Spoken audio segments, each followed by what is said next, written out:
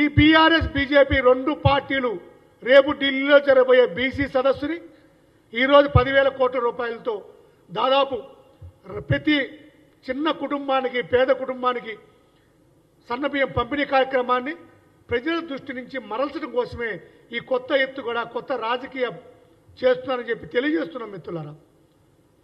కాబట్టి ఈరోజు అనేక రేషన్ షాపుల్లో మేము తిరిగాం, అనేక మంది మహిళలను కలిసాం. అనేక మంది మహిళలు రేవంత్ రెడ్డి గారి చేతులు ఎత్తి దండం పెడుతున్నారు. గతంలో కాంగ్రెస్ ప్రభుత్వం రేషన్ షాపులో బియ్యంతో పాటు కందిపప్పు, చింతపండు, పామాయిల్ ప్యాకెట్, పంచదార, గోధుమలు, సబ్బులు, ఉప్పులు, పప్పులు అన్నీ ఇచ్చింది. మళ్ళీ అట్టు ఇస్తారని నాన్న అడుగుతున్నారు. ఆనాటి శ్రీధరబాబు గారు సివిల్ సప్లై మంత్రిగా అందరూ మహిళలు గుర్తు చేస్తున్నారు. మహిళలందరూ ఈరోజు రేషన్ షాపుల్లో మా కూకుడుపల్లి నియోజకవర్గంలో నేను చాలామంది మహిళలతో మాట్లాడాను. హర్షధ్వానాలు సంతోషాన్ని వ్యక్తం చేస్తున్నారు. వాళ్ళందరూ సంతోషంగా ఉండేటప్పటికల్లా వీళ్ళు చూసి ఓర్చుకోలేకపోతున్నారు.